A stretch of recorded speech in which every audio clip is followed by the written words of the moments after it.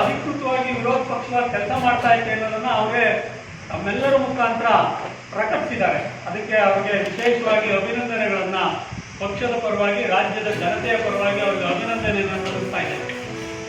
ಒಪ್ಕೊಂಡಿದ್ದಾರೆ, ನಿಜವಾಗಿ KRS ಪಕ್ಷ ಪ್ರಾಮಾಣಿಕವಾಗಿ ಕೆಲಸ ಮಾಡ್ತಾ ಇದೆ ಅನ್ನೋದನ್ನ ನಮ್ಮೆಲ್ಲರ ಮೂಲಕ ಅವರೇ ಒಪ್ಕೊಂಡಿದ್ದಾರೆ. ಹಾಗಾಗಿ ಅವರಿಗೆ ಆಭಾರಿ.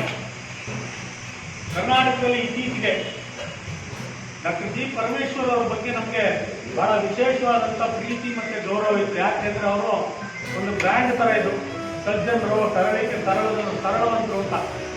ಇತ್ತೀಚೆಗೆ ಅದೆಲ್ಲವೂ ಸಹ ಗೃಹ ಸಚಿವರಾದ್ಮೇಲೆ ಅದೆಲ್ಲವೂ ಸಹ ಮಾಯವಾಗ್ತಾ ಇದೆ ಅಂತಕ್ಕಂಥದ್ದು ಕಾಣ್ತಾ ಇದೆ. ಅದರ ಗೋಚರವಾಗ್ತಾ ಇದೆ. ಅದರ ಪ್ರತಿಫಲ, ಅದರ ಪ್ರತಿರೂಪ ತುಮಕೂರು ಜಿಲ್ಲೆಯ ಆಡಳಿತದಲ್ಲಿ ಗೋಚರವಾಗ್ತಾ ಇದೆ. ಆ ಒಂದು ವಿಷಯಕ್ಕೆ ಸಂಬಂಧಪಟ್ಟಾಗಿದೆ ತುಮಕೂರು ಜಿಲ್ಲೆ ಯಾವ ರೀತಿ ಅಭಿವೃದ್ಧಿ ಆಗಿದೆ ಅಂತಕ್ಕಂಥದ್ದನ್ನ ಪುಸ್ತಕ ಬಿಡುಗಡೆ ಮಾಡ್ತೀನಿ ಅಂತ ಹೇಳಿದ್ರು. ನಮಗೆ ಮಾಹಿತಿ ಕೊಡ್ತಾ ಇದೆ ಅಂತ ಹೇಳಿದ್ರು.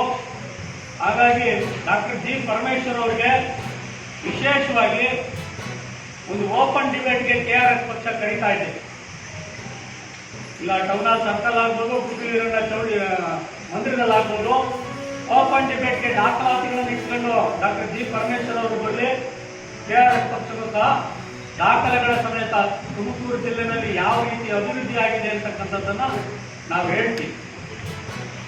ತುಮಕೂರು ಜಿಲ್ಲೆಯ ಅಭಿವೃದ್ಧಿ, ಈ IAS IPSಗಳು ಒಂದು ರೀತಿ event managers. Doctor G Parameshwar ಅವರು ಇವೆಂಟ್ ಮ್ಯಾನೇಜರ್ ಇಟ್ಕೊಂಡು ಮಾಡಿರೋ ಅಭಿವೃದ್ಧಿಯನ್ನ ಅವರು ಪ್ರಸ್ತುತಪಡಿಸ್ತಾರ.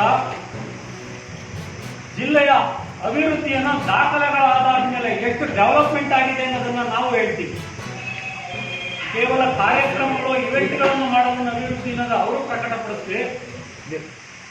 ರಾಜ್ಯ ಮತ್ತು ಕೇಂದ್ರ ಸರ್ಕಾರದಿಂದ ಬಂದಿರತಕ್ಕಂಥ ಅನುದಾನಗಳ ಆಧಾರದ ಮೇಲೆ ಈ ಜಿಲ್ಲೆಯ ಯಾವ ರೀತಿ ಅಭಿವೃದ್ಧಿ ಆಗಿದೆ ಅಂತಕ್ಕಂಥದ್ದ ದಾಖಲೆಗಳ ಆಧಾರದ ಮೇಲೆ ನಾವು ಪ್ರಸ್ತುತಪಡಿಸ್ತೀವಿ. ಏನು ಸದನದಲ್ಲಿ ಮಹಿಳಾ ಮೀಸಲಾತಿ ಬಿಲ್ ಬಗ್ಗೆ, ಡಿಲಿಮಿಟೇಷನ್ ಬಗ್ಗೆ, ಸೆನ್ಸಸ್ ಬಗ್ಗೆ ಒಂದು ಚರ್ಚೆ ಆಗ್ತಿತ್ತು 16-17 ತಾರೀಕು 2023ಯಲ್ಲಿ with complete majority Nari Shakti Vandana ಅಧಿನಿಯಮ bill ಅನ್ನ ಅಪ್ರೂವ್ ಮಾಡಿದ್ರು ಆದರಣೀಯ ನರೇಂದ್ರ ಮೋದಿಜಿಯವರ ನೇತೃತ್ವದಲ್ಲಿ. ಅದಕ್ಕೆ ಡಿಲಿಮಿಟೇಷನ್ ಮತ್ತೆ census was absolutely required on the technical grounds. ಅದಕ್ಕೆ ಯಥಾ ಪ್ರಕಾರವಾಗಿ ಮಹಿಳಾ ವಿರೋಧಿ ಇರುವ ಕಾಂಗ್ರೆಸ್ ಪಕ್ಷ ಮತ್ತೆ ತಮ್ಮ ಮುಖವನ್ನು ತೋರಿಸಿದೆ. ಇದೇನು ಮೊಟ್ಟ ಮೊದಲನೇ ಬಾರಿ ಆಗ್ತಾ ಇಲ್ಲ.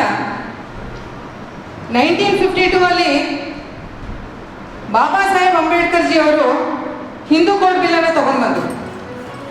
ಅದಕ್ಕಿಂತ ಮುಂಚೆನೇ ಅವರು ನಮ್ಮ ಕಾನ್ಸ್ಟಿಟ್ಯೂಷನ್ ಅಲ್ಲಿ ಮಹಿಳೆಯರಿಗೆ ಸಕ್ರಿಯವಾಗಿ ಮತದಾನದ ಹಕ್ಕು, ಎಜುಕೇಶನ್ ಹಕ್ಕು ಮತ್ತು ವೇತನದ ಹಕ್ಕನ್ನು ಕೊಟ್ಟಿದ್ರು.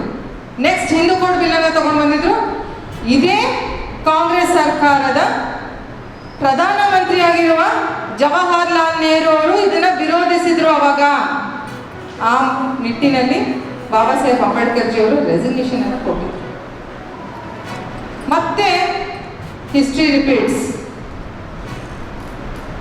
ನಿನ್ನೆ ಆದರಣೀಯ ನರೇಂದ್ರ ಮೋದಿಜಿಯವರು ಮೊನ್ನೆ ಎಷ್ಟು ರಿಕ್ವೆಸ್ಟ್ ಮಾಡಿಕೊಂಡ್ರು ಎಲ್ಲ ಅಪೋಸಿಷನ್ ಪಾರ್ಟಿದವರಿಗೆ, ಕಾಂಗ್ರೆಸ್ದವರಿಗೆ, TMC ಅವರಿಗೆ, DMK ಅವರಿಗೆ, ಸಮಾಜವಾದಿ ಪಾರ್ಟಿಯವರಿಗೆ ತಮ್ದೆಲ್ಲ ಸಹಕಾರ ಇರಲಿ. ಇದು ನಮ್ಮ ನಾಡಿನ ಮಹಿಳೆಯರ ಪ್ರಶ್ನೆ ಇದೆ. ಅವರಿಗೆ ಒಂದು ಸರಿ ಸಮಾನವಾದ ಹಕ್ಕನ್ನು ಕೊಡಬೇಕು. ಪಂಚಾಯತಿಂದ ಪಾರ್ಲಿಮೆಂಟಿಗೆ ಅವರಿಗೆ ನಾವು ಒಂದು ಅಧಿಕಾರವನ್ನು ಕೊಡಬೇಕು ಅಂತ